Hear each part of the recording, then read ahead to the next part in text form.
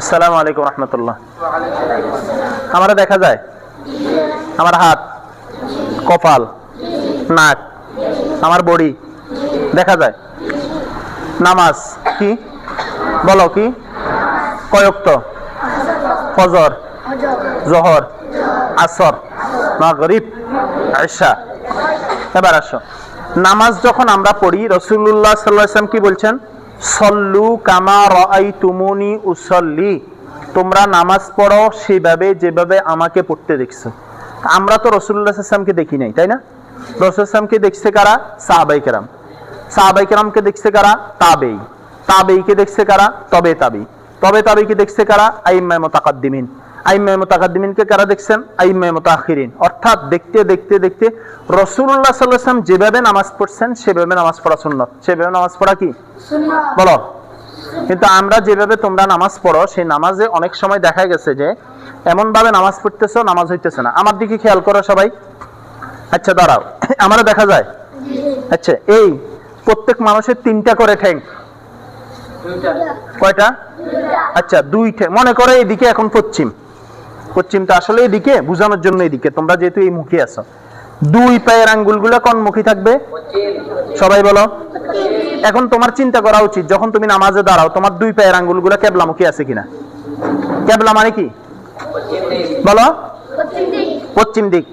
সাইদ, কথা কি বুঝে আসতেছে? 2 আঙ্গুলের পা কোন দিকে থাকবে? পশ্চিম দিকে। বলো কি? পশ্চিম দিকে। এবার যখন আমি নামাজে হাত উঠাই, হাত, এই হাতে কয়টা আঙ্গুল? এই হাতে। অনেক সময় নামাজে এইভাবে বাঁধে, এইভাবে সঠিক তরিকা না, এইভাবে করে, এইভাবে করে, এইভাবে করে না, এটা হবে এইভাবে। এই দাও, আঙ্গুল দাও, এই উঠবে কান বরাবর। বলো কি বরাবর? কি বরাবর উঠবে? কান বরাবর। বলো কি বরাবর? আঙ্গুলগুলো ফাঁক থাকবে না, বাঁকা থাকবে না, উল্টা থাকবে না, এদিক সেদিক থাকবে না, আঙ্গুলগুলোও পশ্চিমমুখী থাকবে। এই যে এইভাবে। আমারগুলো আছে? কথা বলে না আছে? তুমি যখন দাঁড়াইবা তুমিও চিন্তা করবা তোমারগুলো আছে কিনা, কিন্তু তোমরা দুষ্টামি করতে করতে এটা খেয়াল রাখো না। মনে রাখবা, এখন যদি তোমার নামাজ শুদ্ধ না হয়, ঠিক না হয়, এই নিয়ম কানুনগুলো সঠিক না হয়, বড় হইলেও আর কি হবে না? সঠিক। এই তুমি দাঁড়ানোর সময় তোমার 2 পা যেন পশ্চিমমুখী থাকে, দাঁড়ানোর সময় একদম সেগাই, যেহেতু নিজের জায়গা না, এইভাবে না, এইভাবে সুন্দর করে। সাধারণত বেশি শরীর মোটা না হইলে, স্বাস্থ্য বেশি না হলে 4 আঙ্গুল থাকা, আর কেউ একটু মোটা, একটু লম্বা করা, যতটুকু তার শরীরের মানে বডি যতটুকু দরকার এতটুকু সে করবে। কেবলা অনেক সময় পায়ে দাঁড়ায়, পায়ের আঙ্গুলগুলো এদিকে দাঁড়াই থাকে। অনেক হুজুরও দেখবে, অনেক হুজুর, অনেক ইমাম সাহেবেরও দেখবে। কি লেগা? ওই ছোট থাকতে যে সোজা করে নাই, কথা বুঝছো না? এই জন্য বড় হইয়া সোজা হইতেছে না, এখন থেকে সোজা করতে হবে। এটা মাদ্রাসা কি? মাদ্রাসা মানে কোরআন পড়া না? কোরআন কমপ্লিট কোড অফ লাইফ, পুরা জীবনের বিধান, সংবিধান, নিয়ম কানুন, পদ্ধতি, সিস্টেম, তরিকা সব কোরআনে আছে। এটা এখান থেকে শিখতে হবে, এটা কোথাও শিখাইবে না তোমাকে। আর এখানে শিখতে না পারলে তুমি ঠকে গেলা। আমার পায়ের আঙ্গুল কোন দিকে? দোনো পা কোন দিকে? আমার শরীর কোন দিকে? যখন হাত উঠাবো নিয়ত বাঁধার জন্য, কান কতটুকু উঠবে? কান না হাত উঠবে?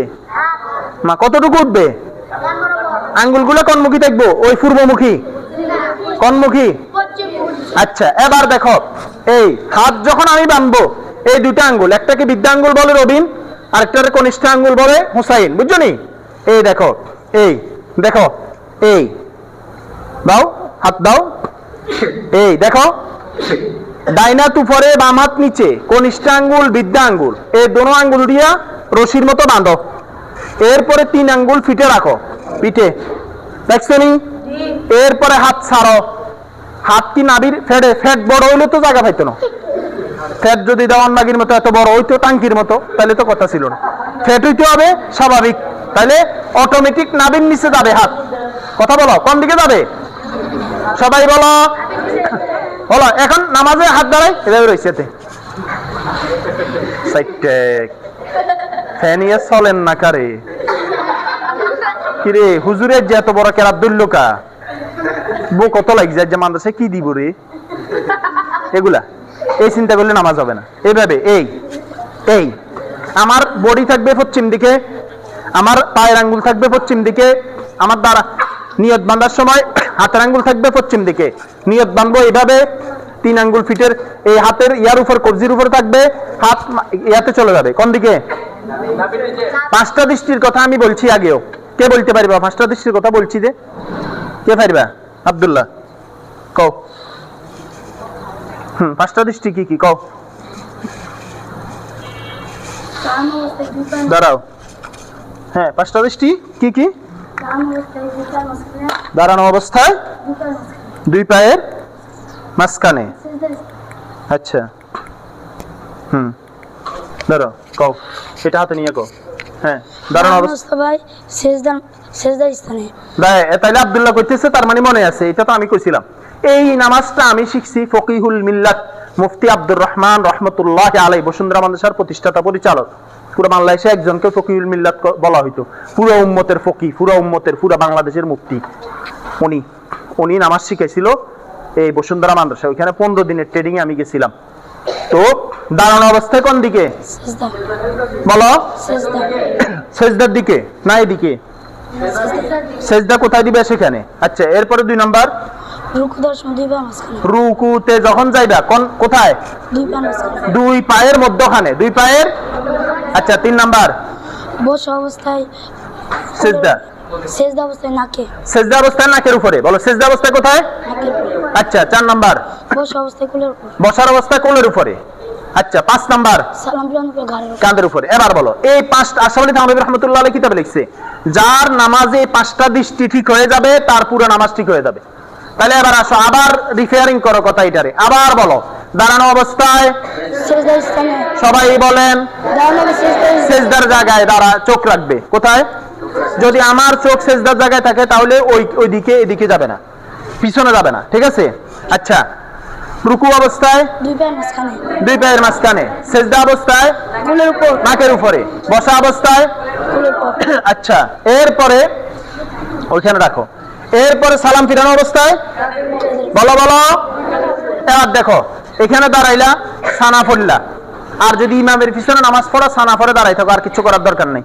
নিজে নামাজ পড়লে বিসমিল্লাহ আউযুবিল্লাহ আউযুবিল্লাহ বিসমিল্লাহ পড়ে সূরা ফাতিহা, বিসমিল্লাহ পড়ে সূরা মিলানো। এরপরে সেজদায় যাওয়া, কোন দিকে যাওয়া? 5টা দৃষ্টি মনে রাখছো, 2টা কথা, আরো 2টা কথা মনে রাখো। হাতের আঙ্গুল কয়টা? 5টা। যখন সেজদা রুকুতে যাইবা, এইখানে হাঁটুকে শক্ত করে চতুর্দিকে এভাবে এমনি খাবলাই ধরে না, বলো না, বাগে ধরে না, বাগের থাবা দিয়া এভাবে করো, হাতটা এভাবে করো, এভাবে এমনি থাবা দিয়া হাঁটু ধরবে এইভাবে। এই দেখো, এই দেখো, এই হাতের আঙ্গুলগুলা ছড়ানো ছিটানো থাকবে কোথায়? বলো। হ্যাঁ এরপরে দেখো, তুমি যখন সেজদায় যাইবা, রুকুতে যাইবা, রুকুতে যাওয়ার পরে তোমার মাথা, পিঠ, কোমর, কয়টা জিনিস? 3টা। এই 3টা জিনিস সমান থাকবে। এখানে যদি একটা বাটিতে পানি দিয়ে রাখে, পিঠের উপরে পড়বে না, এই তুমি সমান থাকবে। তুমি রুকুতে যাইতেছো কেমনে? এটা তো বেডি মেনছের রুকু, এটা তো বেড়া মেনছের রুকু না। তুমি ইমাম সাহেব রুকুতে যাইয়া সুবহান রাব্বিয়াল আযীম 3 বার 5 বার পড়ি শেষ, তুমি এরপর সামি আল্লাহ গেছে, তোমার নামাজ হইছে নি? জি না। আর কেউ তো যাই, অনেকে আছে রুকুও করে না। আচ্ছা কোন নামাজে রুকু আর সিজদা নাই? সব নামাজে আছে। তুমি কি জানাজা পড়তে গেছো মসজিদে? তো নামাজে কেন তো অলসতা? আচ্ছা এরপরে দেখো, এই যখন আমি সেজদাতে যাব, কথা সবাই আমার দিকে খেয়াল করো, আগে যাবে হাঁটু, কি? এরপরে যাবে হাত, এরপরে যাবে নাক, এরপরে যাবে কপাল। অনেকে সেজদা করে নাক রাখে কপাল রাখে না, নামাজ হবে না। অনেকে সেজদা করে কপাল রাখে নাক রাখে না, নামাজ হবে মাকরু হবে। দোনোটা মাটিতে রাখতে হবে। বলো তো আমি কার্পেটে সেজদা করি, কার্পেট মানে মাটি, বুঝে আসছে? আবার সেজদা করে এভাবে, কেমনে করতেছে? এইভাবে হাতগুলারে এভাবে রাখি দিতেছে না, এইভাবে রাখবে না, হাতগুলো এইভাবে থাকবে। নাকটাল যাবে কোথায়? 2 বিদ্যা আঙ্গুলের বরাবর। আঙ্গুল কোথায় থাকবে? কপাল যেখানে শেষ, আঙ্গুল সেখানে থাকবে। তোমরা করো কি? হাত হইলো 3 ইঞ্চি সামনে, কপাল হইলো 3 ইঞ্চি পিছনে, নাক হইলো পিছনে, আঙ্গুল হইলো সামনে। এটা যেন না হয়, এভাবে হবে। এই নাক, এই কপাল, অর্থাৎ আমার কপাল যেখানে শেষ ওখানে আঙ্গুল শেষ হবে। 2 বিদ্যা আঙ্গুলের মাঝখানে কি হবে? নাক হবে। আর এই দুই বাহু এটা মাটির সাথে লাগানো থাকবে না, এটা মাটির সাথে কি থাকবে না, লাগানো থাকবে না। আবার অনেকে কি করে, এই দেখো খেয়াল করো, সেজদা দেওয়ার সময় এইভাবে করে, এইভাবে করে, আর এইভাবে করে কি করে, উল্টা পাল্টা করে, এদিক সেদিক করে, এগুলো যেন না হয়। মনে থাকবেন ইনশাআল্লাহ? আচ্ছা এবার আসো, এবার দেখো, এই যখন সেজদায় যাবে তো এইভাবে, এবার বসবে যখন, এই দেখো বাম পায়ের উপরে বসবে, ডাইন পাটা খাড়া করে রাখবে। কি করে রাখবে? কথা বলে না। ডাইন পা কি করবে? খারা বলো, খারা বলো বলো। আচ্ছা দেখো এখানে দেখো, এ দেখা যায় আমারে, এই দেখো, এই এই এই আমি বসলাম, বাম পায়ের উপরে বসলাম, ডান পাটা খাড়া রাখলাম। এটা হলো সুন্নত পুরুষের জন্য। কথা বুঝে আসছে? এবার হাতগুলা হাঁটু, হাত রাখবে কোথায়? হাত রাখবে এখানে, হাঁটু যেখানে শেষ, হাতের আঙ্গুল এখানে শেষ হবে। তুমি হাঁটু এখানে হাত রাখতেছো, এখানে হবে না, হাঁটু এখানে হাত রাখতেছো সামনে, এটা সুন্নতের খেলাফ। ঠিক আছে? জি বুঝছো না কথা? জি আজকে পুরুষের নিয়মটা শিখাইলাম, আরেকদিন মহিলাদের নিয়মটা শিখামু। প্রশ্ন, ইনশাআল্লাহ। হুজুর আমাদেরকে মহিলার নিয়ম শিখাবেন কেন? তুমি তোমার মাকে নামাজ শেখানোর জন্য, তুমি তোমার বোনকে শেখানোর জন্য। আল্লাহ দিলে, যদি আল্লাহ বউ তোমারে দে, তাহলে বউরে শেখানোর জন্য। আল্লাহ তোমার মেয়ে দিলে মেয়েরে শেখানোর জন্য। জি। আল্লাহ তোমার নাতিন দিলে নাতিরে শেখানোর জন্য। যদি নাতিনের ঘরে খুন্তি নয়, তারে শেখানোর জন্য। ইনশাআল্লাহ। তার মানে তোমার কত বয়স চিন্তা করছি আমি, চিন্তা করছো? আল্লাহ সবাইকে বুঝার তৌফিক দেন। আমিন। আসসালামু আলাইকুম। বুঝে এসছে? আল্লাহ আমল করার তৌফিক দেন। আচ্ছা আজকে থেকে মজবুত করে এই কথাগুলো মনে রাখার চেষ্টা করবো ইনশাআল্লাহ। আসসালামু আলাইকুম ওয়া রাহমাতুল্লাহ।